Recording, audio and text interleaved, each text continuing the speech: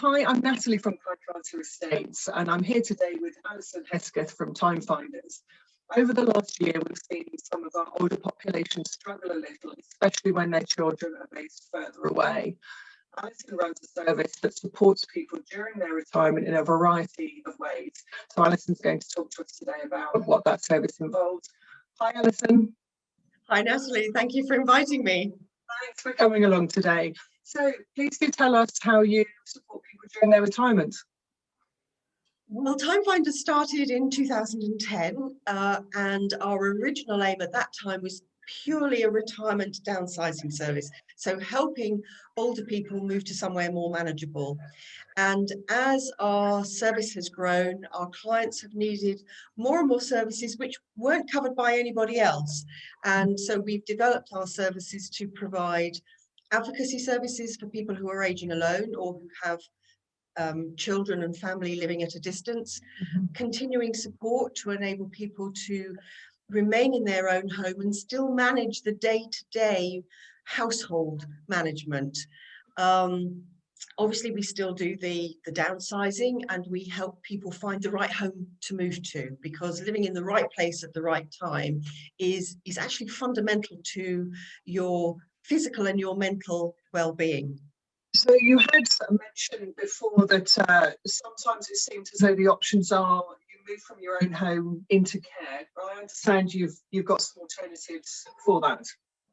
Absolutely, yes. And I think that's been particularly highlighted by this year, where people have been very frightened about what's going on in care homes. Obviously, there have been a lot of unfortunate deaths within care homes, but COVID-19 is a disease which is particularly bad for the older population. So, so one would have expected some of those deaths, unfortunately, but the very high proportion perhaps has really scared people. And not being able to see their family members, being forbidden to go on site, if you like, even to have a window visit for many, many months at a time, means that people who do have family who can visit, or friends who can visit, they simply haven't been able to do so. So there is a tremendous worry about residential care, and people don't realise that there are some brilliant care at home packages, not only domiciliary care with people coming in maybe a couple of times a week, maybe several times a day, but also live-in carers who can provide that one-to-one 24-hour care that people might need. So where we get contacted sometimes is, perhaps somebody's had an accident, we get a call from a family member saying, Mum's fallen over, she's broken her hip, she's in hospital, and they say she's got to go into care. Our first question is, well, what does Mum think about that? Because very often people forget to ask an older person what they would like to happen. And it's assumed that once you get to a certain age, you can't make decisions on your own. Obviously, some older people are going to have dementia, and they're going to find it difficult to make a decision based on the information that's available to them. But families don't realise that the care at home option is available, and it might not be care at the home that they're living in now. If they're living in a large property which is unsuitable for them, then we can help them move to somewhere more manageable where they can have care in their own home, in their new home. And many people find that a preferential option, but it's because people don't realise what's out there that we offer a finding and managing care package for people. And again, that can help with people who don't have family or who have family living at a distance, because we can make sure that the care is right, we can make sure that it's appropriate for somebody's needs. And if anybody's unhappy about anything, we can liaise between the client and the care provider to make sure that relationships stay good and the care is of a high quality. Actually, as well about multi-generational living, which has become incredibly popular in the last year, and I've seen properties with annexes of just the amount of interest has been huge. And this is where we've got family members joining together. It might be grandparents and children and grandchildren. So they are in a bubble. They can all keep an eye out for each other, and also they're able just to spend time together, just as you said, they're not so isolated. You mentioned a few pointers and rules, if you like, that are worth considering. when you're going into multi-generational living in one property or property with an annex? I think it's incredibly important to set some ground rules. The first thing is to consider what a parent or parents are leaving. We very often find people wanting to move in together when there's been a bereavement, that one parent has died, and a family member might say, oh, come on, Dad, you know, mum's gone now, come and live with us. The first thing is to think about what community that person is leaving behind them. They may have very good neighbours, they may have very good friends who live close by, they may be an active member of the book club or the bridge club or the church, you know, WI, whatever. And what you're doing effectively is dragging them out of that community and plonking them in the middle of nowhere where they know nobody except you as family members. And that can become very intense. So one of the ground rules we talk to people about is, how are you going to help your parent get to know their own community in their new home? And particularly if somebody's been bereaved, it's incredibly difficult. Your confidence is shattered. You've been part of a partnership for so long, and all of a sudden you're on your own. And it's not very easy just to bounce into something new and say, hello, I've just moved into the neighborhood. You need a gentle and supportive introduction. But it's also important to make ground rules about how you're going to live at home. Are you always going to eat together? If you are your tastes the same as your parents' tastes?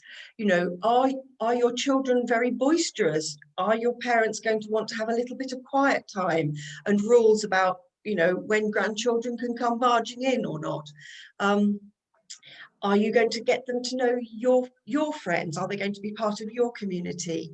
Who's going to do the washing up? It sounds quite trivial, but it's those little trivial things that you know, are like grit. And unfortunately, they don't turn into pearls. They turn into something quite nasty, and it can make relationships suffer. And it's about managing expectations. I always give the example of a light bulb. You know, your light bulb is gone. You call up your son-in-law and you say, my light bulb's gone. Can you come and fix it? And he says, yes, of course, I'll come in anytime. He thinks the weekend will be a good time. You're thinking the next 10 minutes might be a good time. That's a cause of frustration. And simply by communicating well and talking through these things beforehand, you can save an awful lot of bother and upset and distress. And you can make sure that that older person then doesn't become very isolated, because people, you know, in non-COVID times, people are very busy. Children are going here, there and everywhere. People have got clubs to go to, activities, sports to go to.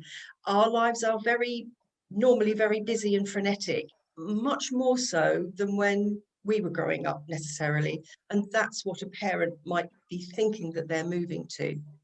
Yeah, I think actually the other thing that you talked about, which I found really interesting, was that rather than just offering a one-off service, you can offer a service that follows people, supports them over a period of time and changes in their lives.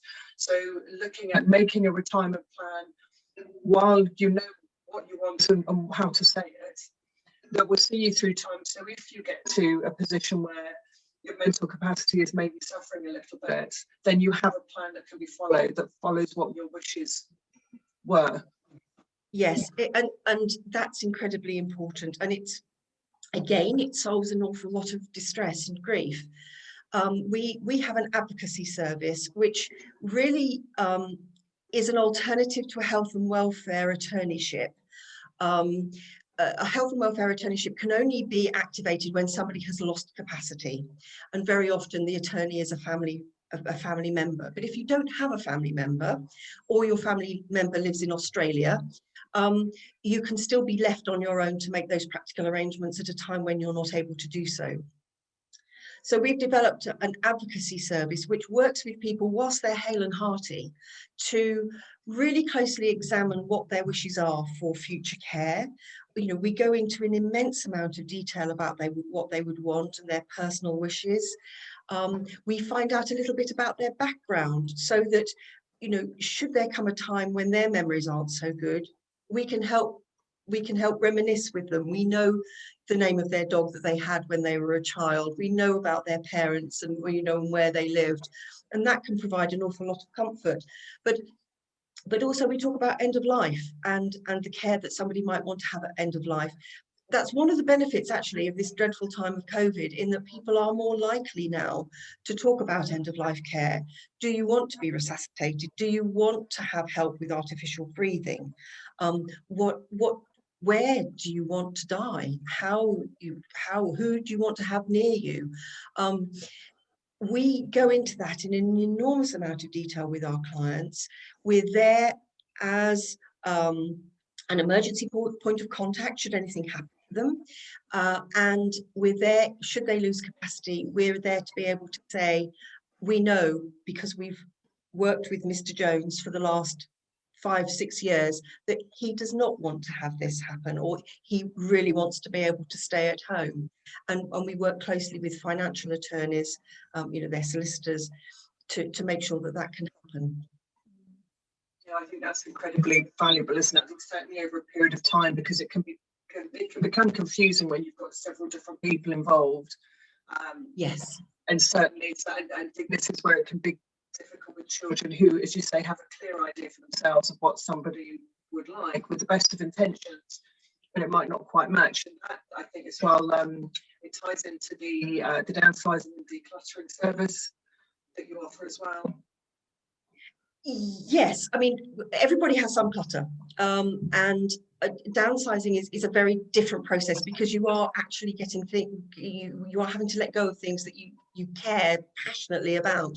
Perhaps pieces of furniture that have been handed down to you through the generations, and it's a very emotional process to let go of those, to make sure they go to as good a home as possible. So we take a long time with our clients, helping them make their decisions. We do not go in with a pair of marigolds and a skip and say, right, you want that, you don't want that.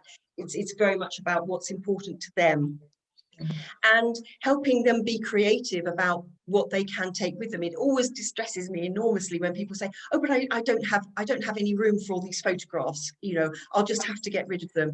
There are amazing ways you can put things into a small space and make sure that those memories are still there with that person, because that can become really important. They may not think it now, when again they're hale and hearty and their mobility is fine, but what if they become chair bound, or they can't get out so much? Then looking back over those happy memories of the photographs is a beautiful and wonderful thing to do.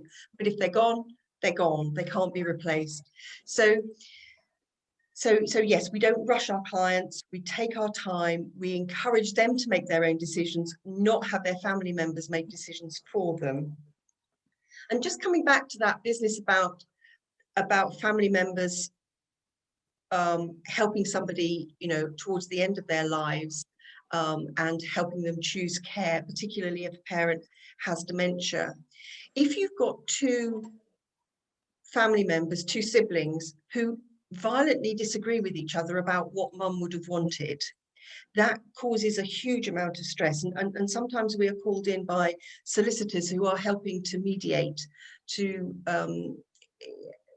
allow those family members to agree on a course of action. What people don't realise is that the phrase next of kin doesn't have any legal bearing whatsoever, and that does not give you the legal right to instruct a doctor to keep the life support machine on or turn it off. It doesn't give you the legal right to move somebody from their home into a care home if they don't have capacity to make that decision themselves. So making sure that you've got a health and welfare attorneyship in place, or you've got an advocate, is incredibly important. I think advocates and advocacy are two really important words for the service that you offer. And I do every now and then come across clients who I could see could benefit from what you're doing, maybe not even necessarily just now, but over the coming years. And I love that idea of getting your plans in place while you're able to, and having someone who's on your side. Yes, and we find that people who've planned ahead, they've been able to think about difficult decisions, but they can think about them in tranquility when there's not an urgency of a crisis happening, they have the best outcomes. Because if and when a crisis does hit, they know what they're going to do, and other people around them know what decisions they've made. And you're not suddenly running around thinking, oh my God, I don't know what so-and-so would have wanted. Mm-hmm. So that planning ahead, being able to stay in your own home until the end of your days, that doesn't happen by accident. It happens best of all when people are able to plan ahead. And I suppose by talking to us, as outside professionals, it's easier for parents to talk to us sometimes about these subjects than it is for them to talk to their family, because they don't want to upset people, and family members, children, don't want to feel that their parents are thinking about dying. It's an upsetting subject, so being able to talk to, as I say, as a professional in a very safe and secure way, it creates an enormous amount of peace of mind. And it's quite wonderful to be part of actually that process. So it sounds like, coming on to who should approach you and when, it sounds as though this could be somebody for their own plan, financial advisors, you mentioned solicitors, and also children. I guess if they're struggling to have these conversations with their parents, then maybe that's some way you can help. Yes, absolutely. And sometimes we are that independent voice of reason, because sometimes an older person can be quite unreasonable. Let's not mince our words. An older person might say, don't be ridiculous, I'm coping perfectly well here, thank you very much, go away, stop interfering. But when you dig down, you realize that the only way that they're coping is because their children are putting themselves out so much. We've had children driving 2 hours every couple of days in order to make sure their parent is okay. That's not sustainable. And if anything should happen, if they should just fall over and break an ankle and not be able to drive, what's going to happen to that parent? If the parent, gets just a simple seasonal illness, forget about COVID, if they just get tonsillitis and they're in bed for a couple of weeks, how is their child going to support them? So we can come in as that independent voice of reason and say, yes, you are coping, you're coping really well, you're managing really well, but let's just look at contingency planning. What should you do if your daughter couldn't come and see you 3 times a week? And actually, this is putting a huge amount of stress on your daughter, and she's got her own worries to think about. She's got children at school, she's got her own career or her own business to think about, she's got problems with her own relationships. As that independent outsider with no vested interest, we can say things and get decisions made by somebody. We can be saying exactly the same thing as a child has been saying, which is deeply frustrating for the child. But because it's coming from an outsider, it's taken more seriously. I love the service that you offer. It's fantastic. And I do know people who will benefit from that, especially that you look after people over a period of time, because I do know that trust, and as you say, advocacy is an issue for people. So thank you so much, Alison, for sharing your thoughts here today. I will be putting Alison's contact details up in a second for anybody who wanted to have a chat to Alison about their own needs or their parents' needs or a neighbour's needs, or somebody that you think could benefit from Alison's service. We're always happy to have a chat. We offer a free initial discussion, so please, if anybody's worried about anybody, either for themselves or for a family member or for a client, please do get in touch. Fantastic. Thank you so much, Alison. Thank you, Natalie. Thanks. Bye.